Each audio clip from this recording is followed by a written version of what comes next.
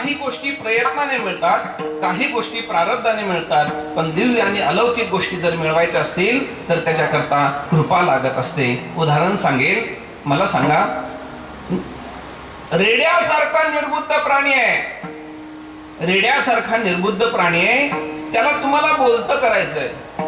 बोलतं करण्याकरता तुम्ही प्रयत्न सुरू केले, मला सांगा किती दिवस प्रयत्न केल्यानंतर रेडा बोलू शकेल? शक्य नाहीये. 1 महिना, 1 वर्ष, किती वर्ष प्रयत्न करा, तो बोलू शकणार नाही.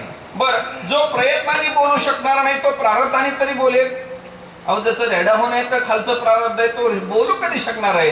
अहो, सर्कशीमध्ये तो रिंग मास्टर जगातले सर्व प्राणी वापरतो, किती हिंस्र असू द्या, म्हणजे वाघ सिंह असे हिंस्र प्राणी वापरतो, फक्त एकच प्राणी वापरत नाही, त्याचं नाव आहे रेडा. कुठल्या सर्कशीमध्ये नाही.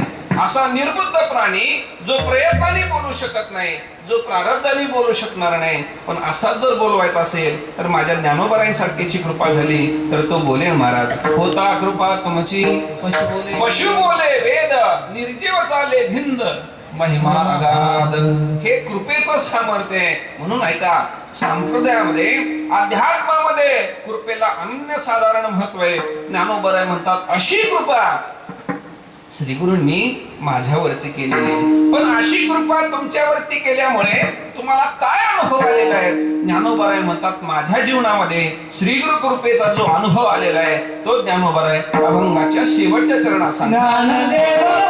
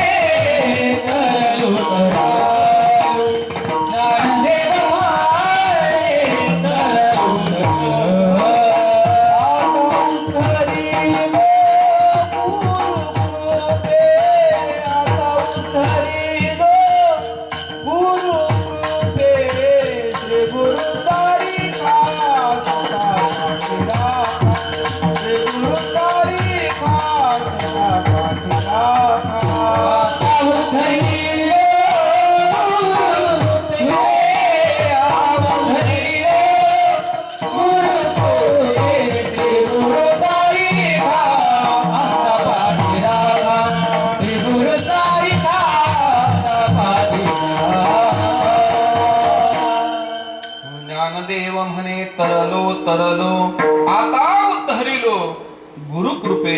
ज्ञानोबराय हा अनुभव सांगतात की मला माझ्या जीवनामध्ये श्री गुरूंनी कृपा केली आणि त्या कृपेचा अनुभव माझ्या जीवनामध्ये असा आला की मी तरुण गेलेलो आहे. आणि हा एकदा शब्द वापरलेला नाही, दोनदा वापरलेला आहे. ज्ञानदेव म्हणे तरलो तरलो दोनदा शब्द वापरलेला आहे. ज्ञानोबरायांचे शब्द आहेत, ते सामान्यचे शब्द नाही आहेत. का दोनदा वापरला असेल त्याचा थोडासा आपण विचार करूया. ऐका, काय तरणे हा शब्द दोनदा वापरलेला आहे, त्याचा भावही दोन आहे. पहिला तरणे शब्दाचा अर्थ आहे मला तारलेलं आहे, म्हणजे मला वर काढलेलं आहे.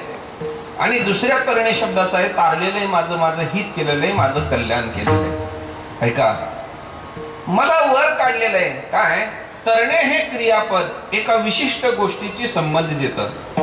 जसं चालणं म्हटलं की ते जमिनीशी संबंधित आहे, उडणं म्हटलं की ते आकाशाशी संबंधित आहे, तसं तरणं म्हटलं की ते पाण्याशी संबंधित आहे. मला तारलेलं आहे, मग कशातून तारलेलं आहे? पाण्यातून तारलेलं आहे. मग नेमकं कोणत्या पाण्यातून श्री गुरूंनी मला तारलेलं आहे? ऐका, ते पाण्याचं रूपक करत असताना संसाराला ज्या वेगवेगळ्या उपमा दिलेल्या आहेत ना, त्यामध्ये संसाराला पाण्याची म्हणजे नदीची उपमा दिलेली आहे, नदीची उपमा दिलेली आहे. ऐका, कुठे या संसाराला सापाची उपमा दिलेली आहे, कुठे या संसाराला कांद्याची उपमा दिलेली आहे, कुठे या संसाराला हत्तीची उपमा दिलेली आहे, कुठे या संसाराला वृक्षाची उपमा दिलेली आहे, कुठे या संसाराला सागराची उपमा दिलेली आहे, आणि कुठे या संसाराला नदीची उपमा दिलेली आहे. कुठे या संसाराला सापाची उपमा दिलेली आहे. मनोनिरुसलो संसारा सर्पहा विखार पांढरा. सापाची उपमा का सापाची उपमा दिलेली आहे? एका वाक्यामध्ये भाव पाहून पुढे जाऊया. सापाची का उपमा दिलेली आहे ऐका. जग जे घाबरते ते सापाला घाबरत नाही. सापाजवळ अशी एक गोष्ट आहे की ज्याच्यामुळे सगळं जग त्याला घाबरतं. कोणती गोष्ट? विष. तुकोबाराय म्हणतात विष पोटी सर्पा जन भीते तया दर्पा. लोक का घाबरतात? कारण त्याच्यामध्ये विष आहे. साप घातक नाहीये ऐका. साप घातक नाहीये, सापाचं विष घातक आहे. तसा संसार घातक नाही, संसाराची आसक्ती घातक आहे. विठ्ठल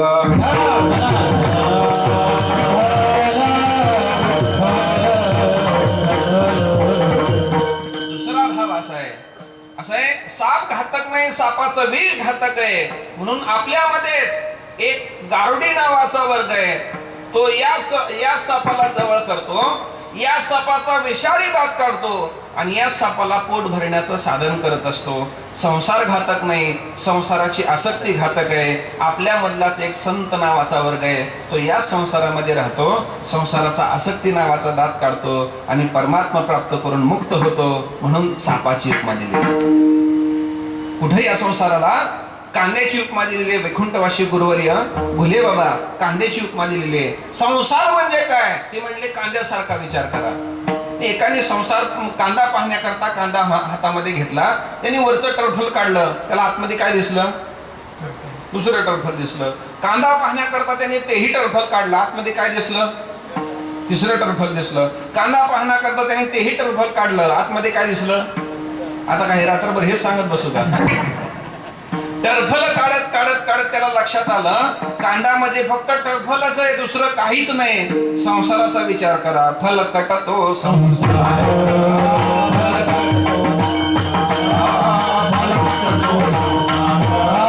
फल कटतो संसार.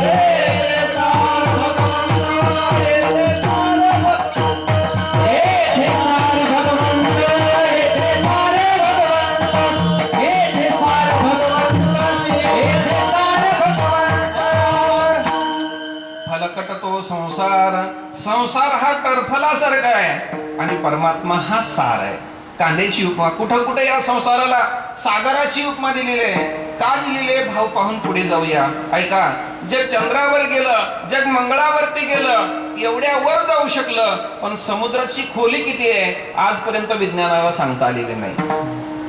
तसं शास्त्रकार अणुच्याही पलीकडे गेले, म्हणजे विज्ञान अणुपर्यंत पोहोचलेले. पण अध्यात्मातले जे ऋषी शास्त्रकार आहेत ना, त्यांनी त्या अणुचा परमाणु आणि त्या परमाणुचा 1000वा भाग त्याचा विचार केलेला न्यायशास्त्रामध्ये.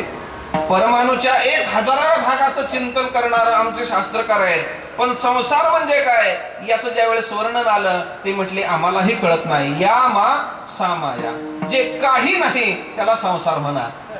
म्हणजे विज्ञान चंद्रावर गेलं, मंगळावर गेलं, पण समुद्राची खोली सांगू शकलं नाही. तसं शास्त्रकार कितीही परमाणूचा विचार करू लागले, पण संसाराचा विचार करता आला नाही. हा एक भाव आहे. आणि दुसरा भाव, आजपर्यंत एवढे अट्टल पोहणारे होऊन गेले, पण समुद्राला पार करून गेलेला आजपर्यंत कोणी नाही.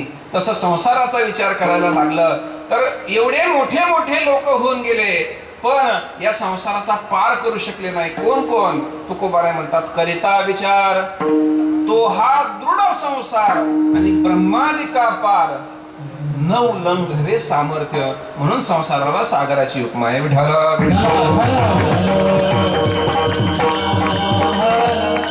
संसाराला नदीची उपमा दिलेली आहे. भगवान परमात्मा 7व्या अध्यायामध्ये म्हणतात दैवी हेशा गुणमयी मम माया दुरत्यया. सद्गुरूंनी मला तारलेलं आहे, माझ्यावरती निवृत्तीनाथ दादांनी कृपा केली आणि त्या कृपेमुळे मी तरलेलो आहे. कशातून तरलेलो आहे? या संसार रूपी भव नदीतून मी तरलेलो आहे. मग ऐका, संसार रूपी भव नदीतून तरण्यासाठी श्री गुरूंशिवाय पर्याय नाही का? श्री गुरुच का महत्वाचे आहेत याचा थोडासा विचार करणं गरजेचं आहे. ऐका, एक चित्र समोर डोळ्यासमोर उभं करा.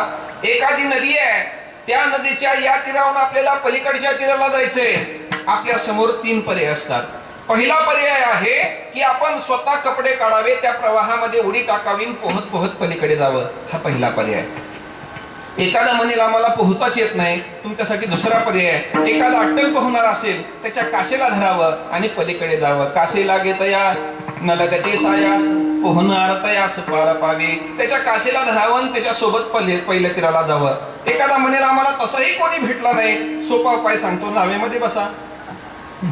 नाव तुम्हाला लिहिलं या पहिल्या तीराला घेऊन जाईल. ऐका, या माया नदीचं चित्र उभं करा. प्रवृत्ती नावाचा एक तट आहे, निवृत्ती नावाचा दुसरा तट आहे, संसार नावाचा एक तट आहे आणि परमार्थ नावाचा दुसरा तट आहे. आपल्याला या प्रवाहातून पहिल्या तीराला जाणं गरजेचं आहे. गेल्याशिवाय आपण तरणं शक्य नाही. अशा वेळेस आपल्या समोर सुद्धा तीन पर्याय आहेत. पहिला पर्याय आहे आपण स्वतः प्रयत्न करून या भवनदीतून पलीकडे जाणं. जाता येतं का? महाराज, आसक्ती नावाचे कपडे काढावे, आसक्तीतून बाहेर पडावं आणि आपल्या स्वसामर्थ्याने, आत्मबलाने या प्रवाहातून पहिल्या तीराला जावं. जाता येतं का? कोणी गेलेले आहेत का? तुकोबराय म्हणतात, एकी केली हातो फळी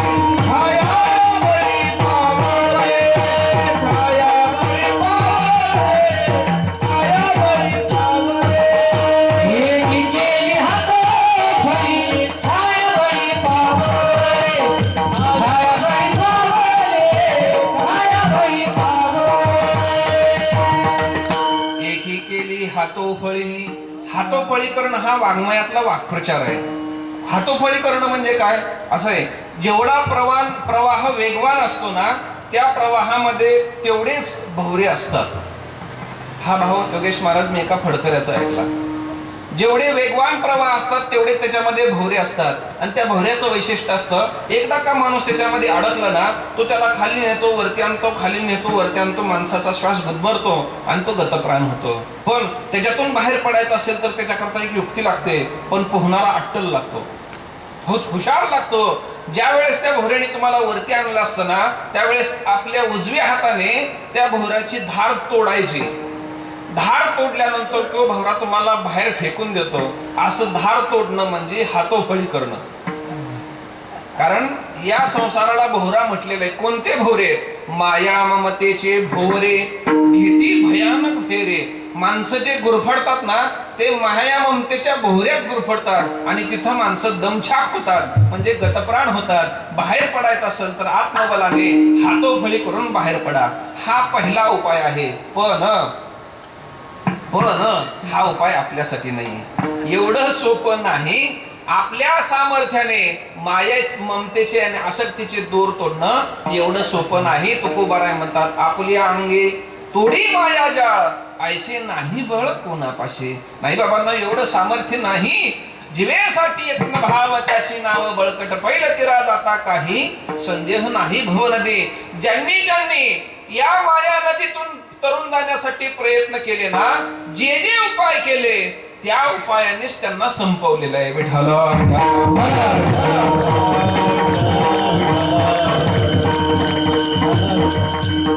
खरं सांगू का बाबांनो, आपण आपला उद्धार करण्यासाठी प्रयत्नच करत नाही. तो विचारच आपल्या जवळ नसतो आणि जो विचार करतो तो तरण्याच्या संबंधाने नसतो. बऱ्याच वेळेला आपल्याला सांगितलेले उपायच आपल्याला घातक ठरतात.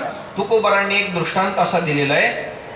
एकाला युद्ध करण्याकरता पाठवलं, युद्ध करण्याकरता पाठवलं. त्याला घोडा दिला, हातामध्ये ढाल तलवार दिली, अंगामध्ये चिलखत दिली आणि त्याला सांगितलं जा युद्ध करायला. युद्ध करायला जाल म्हटलं, तो सगळ्यांकडे बघायला लागला. येडे झाले का म्हटला, मला युद्ध करायला पाठवता, मला युद्ध करायला पाठवता? अरे हो बाबा, तुलाच एवढं युद्ध करायला पाठवलेलं आहे. आपण लढू कसा? अरे लढू कसा? कसं काय म्हणतो? तुझ्या हातात ढाल दिलेले, तलवार. अहो म्हणूनच म्हणतोय मी, लढू कसा? अरे तो म्हणला, एका हातात ढाल दिलेले, एका हातात तलवार दिलेले, दोन्ही हात तुम्ही गुंतवले, लढू कसा? ढाल तलवारे गुंतले हे कर, म्हणे मी झुंजार झुंजू कैसा. बर, अरे तुला घाबरू नको, त्याच्यामध्ये जरी बाण आले तर तुझ्या अंगावर तुम्ही काय सांगता राजा म्हणे. पाटी पडदाळे शिरेटोप ओझे, हे तो झाले ओझे मरण मुळ. तुम्ही जो शिरटोप दिलेला आहे, चिलखत दिलेले, ह्यातच ओझ मला झालेलं आहे. बर बाबा तुला युद्ध करायचं नाही, लढायचं नाही, मग पळून तरी जा. तो म्हणला पळू तरी कसा? का तुम्ही घोड्यावर बसवलंय म्हटला मला. बैसविले मला येणेश्वावरी, धावू पळू तरी कैसा आता? असोनी उपाय म्हणे हे अपाय, तुका म्हणे काय म्हणू याशी, तुका म्हणे हा तो स्वये परब्रह्म. आपल्याला आपल्या उद्धाराची काळजी नाही, म्हणून पहिला उपाय आपल्यासाठी नाही. आपण आपल्या सामर्थ्याने या भवनदीतून तरुण जाऊ शकत नाही. विठ्ठल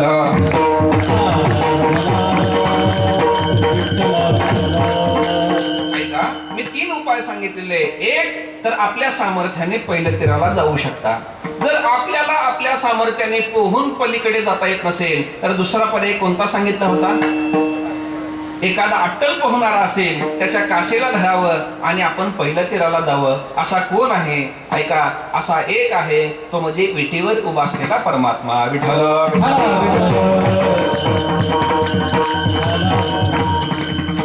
परमात्मा म्हणतो, भवसागर तरता कार्य करीत असा चिंता, बैल उभा दाता कटिकर घेऊन या, त्याचे पायी घाला मिठी, मोल नेगे जगजटी.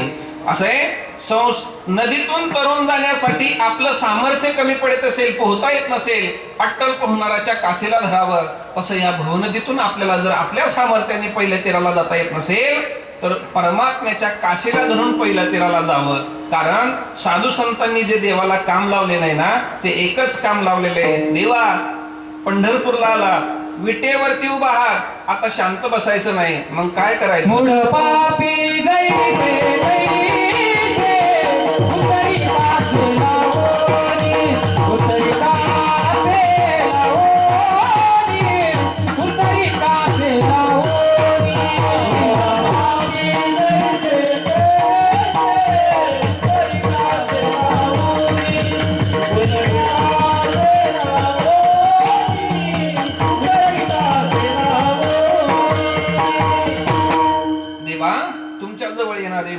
पापी जसे असतील तसे त्यांना काशेला धरा आणि पहिल्या तीराला घेऊन जा.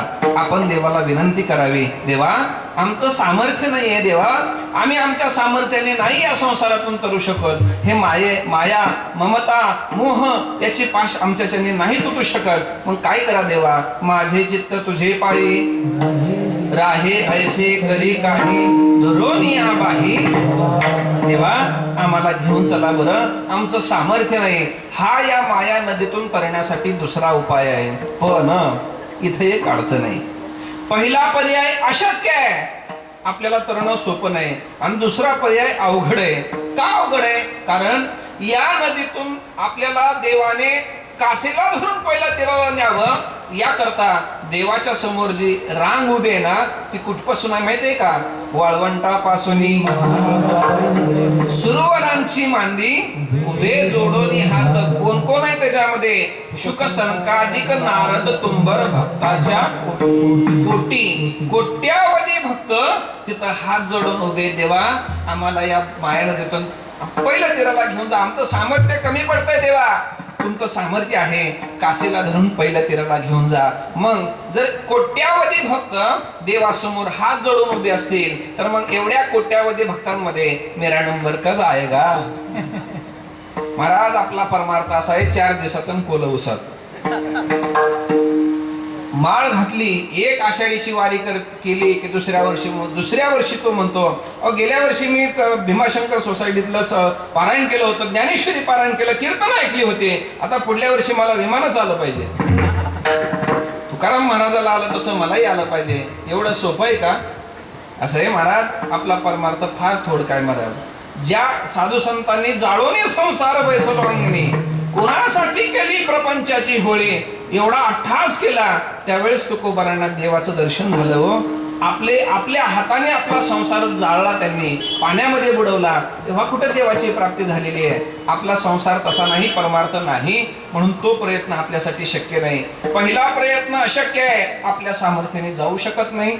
दुसरा पर्याय देवाच्या काशीला धरून पहिल्या तीराला जावं, तिथंही अनेकांची यादी लागलेली आहे. मग आता पहिल्या तीराला जायचं असेल तर तिसरा आणि सोपा पर्याय काय सांगितला होता? नावेमध्ये बसा ते नाव तुम्हाला लिहिलंय पहिल्या तीराला नेईल. आता ती नाव म्हणजे कोणती? संतांना श्री गुरूंना संत वाङ्मयामध्ये नाव म्हटलेलं आहे. तो का म्हणे नाव जनासाठी उदकी ठाव. ठाव म्हणजे ठिकाणा, उदक म्हणजे पाणी. पाण्यातून पलीकडचं ठिकाण जर प्राप्त करायचं असेल तर सोपी नाव आहे ती म्हणजे संत श्री गुरु रावाची. त्यामध्ये बसा आणि ती नाव तुम्हाला पहिल्या तीराला नेईल. ज्ञानोबराय म्हणतात अशी कृपा माझ्यावरती केल्यामुळे ज्ञानदेव म्हणे तरलो. मला वर काढलेलं आहे या संसार रूपी नदीतून मला तारलेलं आहे. आता दुसरा अर्थ असा आहे मला तारलेलं आहे म्हणजे माझं हित केलेलं आहे. ऐका, संत श्री गुरु हेच आपलं हित करू शकतात, यांच्याशिवाय दुसरं कोणी माझे हित